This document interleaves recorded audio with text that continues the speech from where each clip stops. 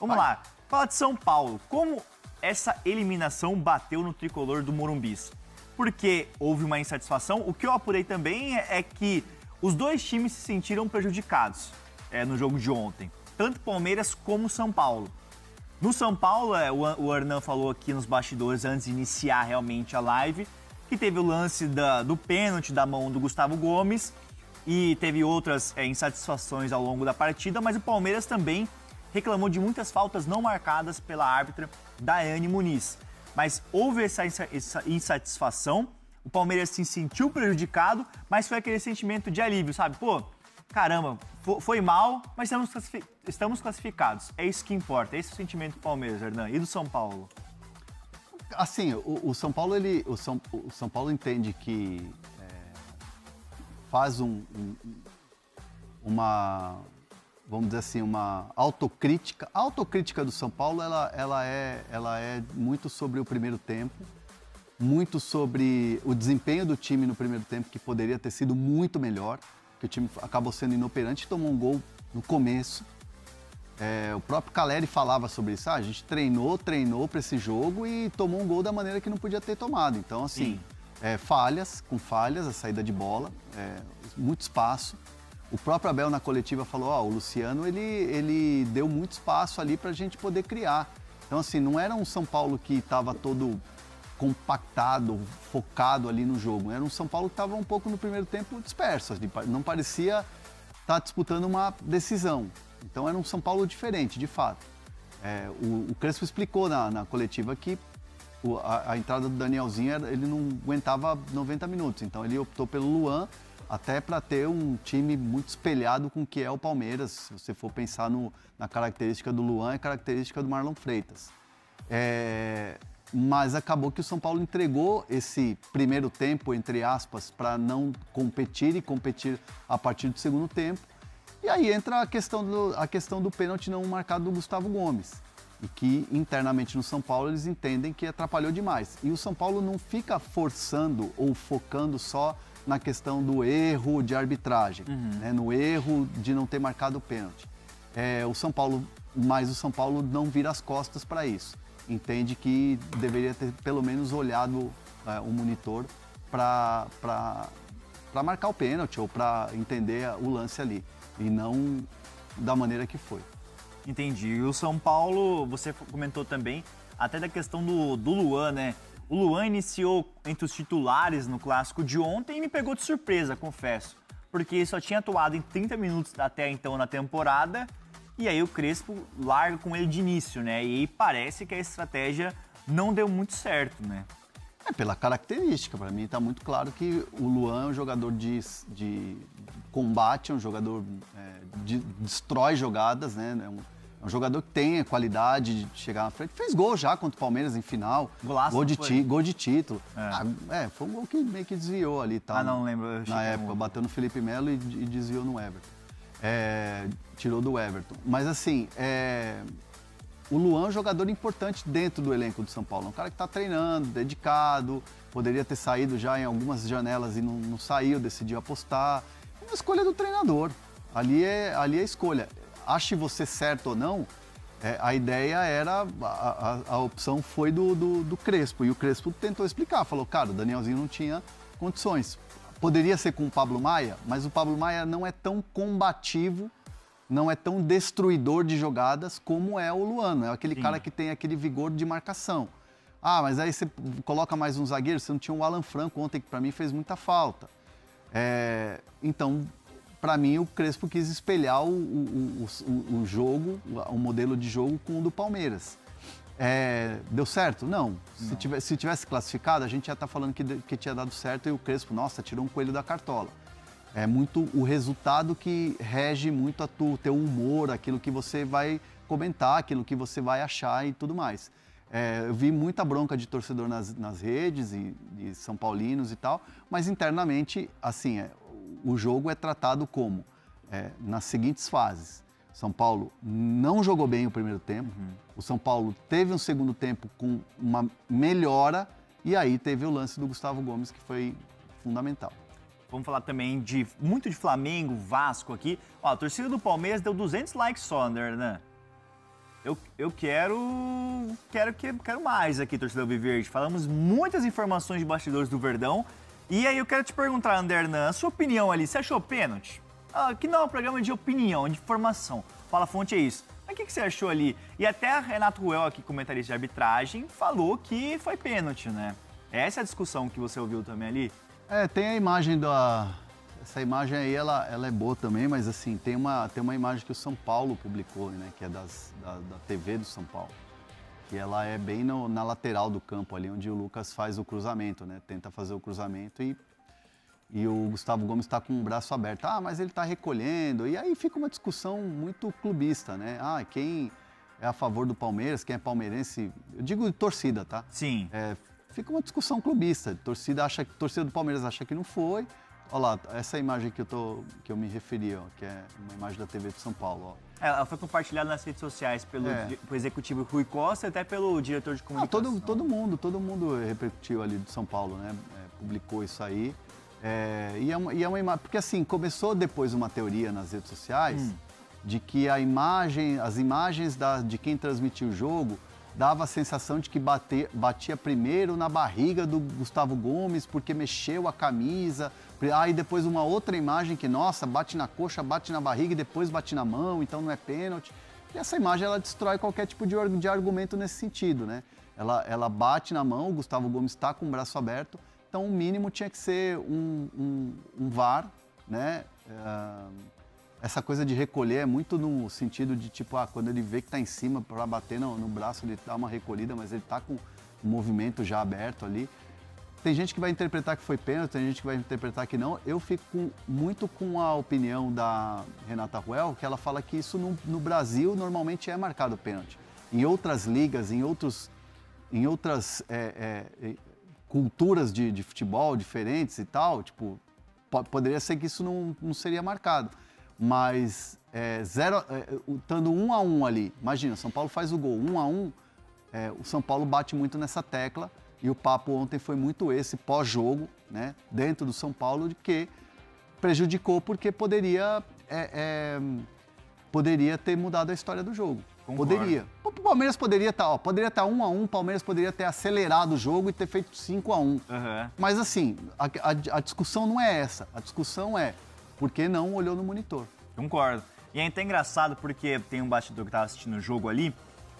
O Abel Ferreira, ele estava até de uma maneira quieto, orientando o time normal, sem dar aquela explosão que ele tem na beira do gramado, sabe? Até os 40 minutos do primeiro tempo. Depois disso, quando as faltas ao Palmeiras não começaram a ser marcadas, sabe? Aquelas faltas no meio de campo ali, empurrões, e aí ele começou a explodir, começou a esquentar, porque ele estava quieto, estava só orientando. Quando o Palmeiras marca o primeiro gol, ele e a comissão técnica fizeram um gesto, por exemplo, continua, quero mais gols. Só que aí ele estava quieto, agachando, ajoelhando, aquela pose de costume dele. Mas quando as faltas não começaram a ser marcadas, e aí que o negócio explodiu. E aí o Palmeiras se inflou e ficou muito incomodado. Te falar sobre o São Paulo, que tenta voltar a uma final do Campeonato Paulista depois de 4 anos. Última participação do tricolor numa decisão foi justamente contra o Palmeiras, adversário desse domingo. O confronto desse domingo acontece na Arena Barueri. Em 90 minutos conheceremos o finalista que enfrenta o Novo Horizontino. São Paulo, desde 2022, quando perdeu o título do Campeonato Paulista na final para o Palmeiras, não fez boas participações. Em 2023, por exemplo, eliminado nas quartas de final para o Água Santa nos pênaltis. Em 2024, eliminação para o Novo Horizontino, quarta de final, mais uma vez nos pênaltis. Na temporada passada, eliminação para o Palmeiras, na semifinal, derrota por 1-0 em clássico polêmico no Allianz Parque. Para o confronto desse domingo, mesmo em gramado sintético na Arena Barueri, as presenças de Lucas Moura e Calleri estão confirmadas. O São Paulo vive o melhor momento em bastante tempo, com vitórias em sequência, liderança do Campeonato Brasileiro ao lado do Palmeiras, mas com um adversário super complicado, que não perde dentro de casa há 9 jogos. Você tem palpite para São Paulo e Palmeiras, Palmeiras e São Paulo? Já use espaço para comentário e registra a sua opinião, beleza? Reviravolta no São Paulo, o tricolor não vai mais jogar no Brinco de Ouro da Princesa enquanto não tiver o Morumbis, que tem sido palco de uma série de shows do AC/DC. São Paulo decidiu jogar no Canindé, estádio da Portuguesa, na cidade de São Paulo, bem mais perto. e acessível para torcedores do tricolor do que seria o Brinco de Ouro da Princesa, estádio do Guarani, em Campinas. Já está confirmado que São Paulo e Chapecoense, jogo marcado para o dia 12 de março, pelo Campeonato Brasileiro, ocorrerá no Estádio da Luz. Gramado em condições boas, estádio com capacidade para 15.500 torcedores, bem próximo da Zona Norte, bem próximo de 2 estações de metrô. Portuguesa também se comprometeu com o São Paulo a ceder o Canindé em caso de final. Se o São Paulo passar pelo Palmeiras nesse domingo na Arena Barueri, o tricolor vai mandar ou o primeiro ou o segundo jogo da final dentro de casa. E essa casa será o Canindé. Vale a lembrança de que, além dos shows do AC/DC, São Paulo já tem outras 4 datas reservadas ao longo do ano para a realização de outros shows. Torcedor do São Paulo, você gosta da ideia do Canindé? Preferiria, por exemplo, jogar no Brinco de Ouro da Princesa? Já usa o espaço para comentário e registra a sua opinião, beleza?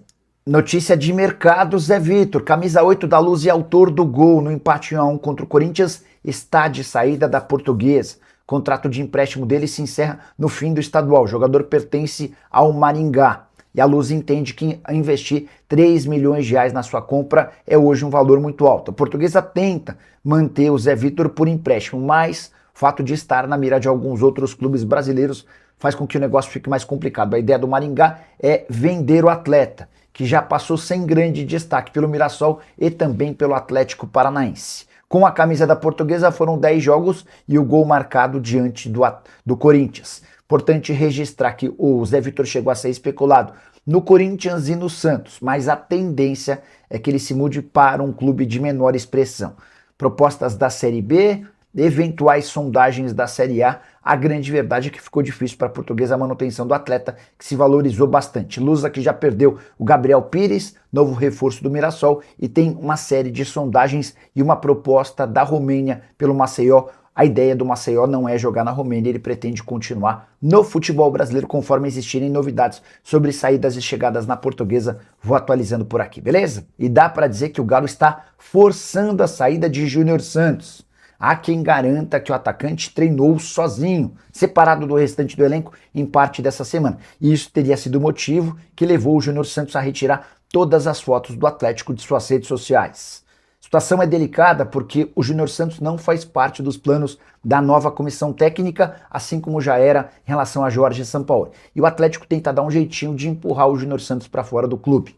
Atacante que quase foi parar no Bahia e esteve perto do Corinthians. Os negócios acabaram não acontecendo e para contratar um zagueiro, prioridade máxima da comissão técnica e também do torcedor, o Atlético entende que precisa se desfazer do Júnior Santos, cujo salário é de R$1 milhão por mês. Vale a lembrança de que ele foi comprado do Botafogo depois de ser artilheiro da Libertadores de 2024 por 8 milhões de euros ou 47 milhões de reais. Nas últimas horas especularam o Júnior Santos no Botafogo, no Grêmio e no São Paulo. Antes de gravar esse vídeo, entrei em contato com o representante do jogador, mas não consegui a confirmação de nenhum desses interesses. Olha aqui, ó. Matéria do jornal O Tempo para os atleticanos de plantão. Vou até ligar para o empresário dele, vamos ver se a gente consegue colocar o Ferraz para falar. Júnior Santos negocia a saída do Atlético e apaga fotos do clube em rede social. Atacante não atua pelo Galo desde setembro do ano passado e foi relacionado em apenas uma partida em 2026. O atacante Júnior Santos pode estar de saída do Atlético. A reportagem de O Tempo apurou que há uma negociação em curso para o jogador de 31 anos de idade deixar a janela, o clube ainda nessa janela de transferências. O Atlético confirmou que há uma negociação, mas não informou mais detalhes. Sem oportunidades no elenco, o Júnior Santos tirou referências de que atua no Atlético na descrição do seu perfil. Deixa eu falar com o Ferraz. Uma dessas a gente já consegue alguma atualização. Foi o Leandro Eringer, que é membro do canal do Nicola, torcedor do Galo e parceiraço, quem me mandou essa notícia do jornal O Tempo, tá? E eu cheguei a contar que o Júnior Santos só foi relacionado por uma partida para que ele pudesse ser incluído na cota dos jogadores que estiveram no estadual. Dessa maneira, em vez de 3 de março, ele pode ser negociado com clubes brasileiros até 27 de março. Isso é uma coisa importante para a gente debater daqui a pouquinho. Vou até explicar para vocês como funciona. A janela, na teoria, se encerra na terça-feira, dia 3, terça-feira que vem, tá? Então, dia 3, a partir do dia 4, ninguém mais poderia ser contratado. Mas houve um pedido dos clubes, até por conta dessa reta final de estadual, para que jogadores que estiveram no estadual pudessem ser negociados até 27 de março. Então, a verdade é que a janela é esticada, ela é prorrogada até 27 de março. O Júnior Santos não havia disputado nenhuma partida. E o Galo, muito preocupado em negociar o Júnior Santos, há uma prioridade no Atlético em abrir mão do custo dele, ele ganha cerca de R$1 milhão por mês, o empresário não atendeu, tá?